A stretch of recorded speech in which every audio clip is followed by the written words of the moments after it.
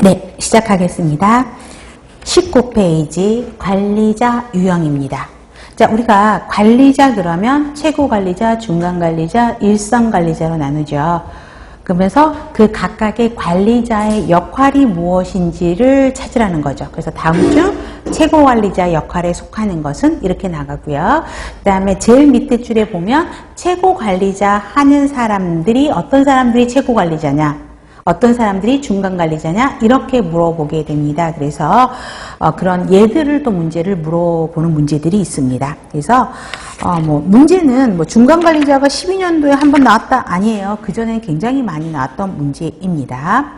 자, 최고 관리자는 간호부서의 대장이죠. 대표죠. 그래서 최고 관리자이기 때문에 간호부서가 나아가야 될 방향을 제시하는 거겠죠. 그래서 제반 정책을 만드는 겁니다.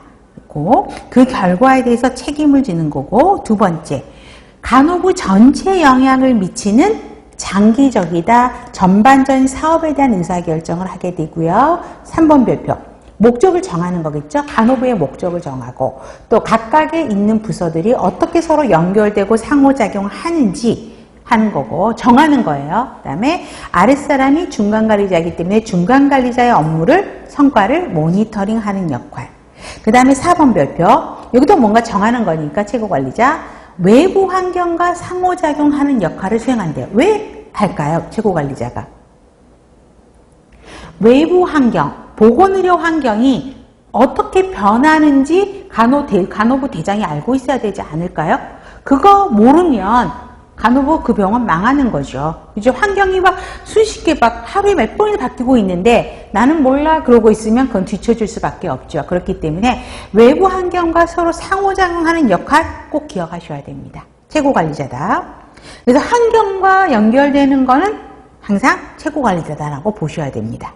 그래서 간호부로 되어 있으면 대장은 간호부장, 또 작은 병원은 간호과로 되어 있죠. 그래서 간호과장 이렇게 되어 있습니다. 그러니까 간호부장이 있으면 간호과장은 중간관리자죠. 근데 그 병원이 간호부가 아닌 간호과면은 대장은 간호과장님이 가장 우두머리가 되는 거예요. 그 차이 보시면 되고요. 간호본부장들은 기업병원들이에요. 그래서 간호본부로 되어 있는 데들이 본부장. 그 다음에 요즘에는 부원장이라는 개념 많이 쓰죠. 세브란스 이대병원들이 부원장들이고요. 간호의사도 기업병원들이 이렇게 이루어져 있습니다. 그 다음에 일선관리자 봐볼게요. 일선관리자는 실무 구성원들을 실질적으로 지감독하고 매니지하는 사람들이죠. 그래서 매일 직접 감독, 지휘하는 단위관리자. 그 다음에 구성원에게 기술적인 거 가르쳐야 되죠.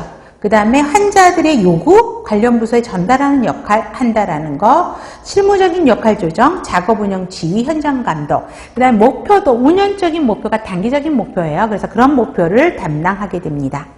그래서 책임 간호사, 그 다음에 팀 리더, 1차 간호사, 사례 관리자. 여러분, 평간호사는 관리자가 아니다 그러면 안 돼요. 여러분들 보통 관리자 그러면 수간호사, 책임 간호사 이렇게 생각을 하는데, 평간호사도 환자 간호의 전반적인 계획을 세우고 우리 계획 세우고 시행하고 평가하잖아요. 그런 면에서는 관리자라고 볼 수 있다는 거죠. 그래서 평간호사도 일선관리자에 속한다라고 보시면 되고요. 수간호사 같은 경우는 먼저 일선관리자에 대표적으로 들어가기도 합니다. 자, 그 다음에 중간관리자 봐보세요. 그러면 최고관리자와 일선관리자 사이에 있는 사람이 중간관리자죠. 그래서 일선관리자들이 일을 제대로 하고 있는지 성과 모니터링하고, 또 최고관리자가 뭔가 설정해 놓은 거를 일선관리자한테 전달해주는 역할을 하는 게 중간관리자입니다. 그래서 자, 간호부서의 정책 또는 방침을 실제 행동으로 옮기는 데 필요한 지시, 확인, 통제, 활동을 수행하는 거고요. 그 다음에 실제 시험 문제가 4번이 나왔었죠. 4번 별표. 전략적인 목표 달성을 위한, 그러니까 목표를 달성하기 위한 뭔가를 하는 거야. 근데 여기도 보니까 세우고 정한다 그러니까 최고관리자네? 이렇게 틀린 값으로 가는데 그게 아니라 부서별 계획이라고요. 그러니까 거기서 말한 부서별은 중환자실, 외래, 병동 이런 부서별 계획을 세우고 조직의 정책, 절차, 규칙을 정하기 때문에 이거는 중간관리자 역할에 속한다는 거죠. 자, 그 다음에 보시면 되고 6번. 그래서 간호부장이 있으면 간호과장이 중간관리자. 요즘에 팀장들 많이 하죠. 그다음에 간호차장, 간호파트장들이 중간관리자. 간호 단위의 책임간호사, 팀리더, 하위관리자가 있는 경우는 수간호사가 또 중간관리자 역할도 하게 되고요.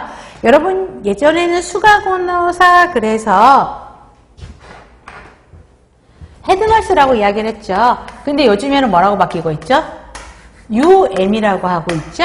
간호병동을 유닛이라고 이야기를 합니다. 그래서 유닛 매니저, 그래서 유닛 매니저 땡땡땡 이렇게 되어 있어요. 자, 보시면 그런 분들이 중간 관리자에 속한다. 그래서 그 각각의 역할과 어떤 사람들이 어디에 속하냐, 요거 정도는 기억을 하셔야 되겠고요.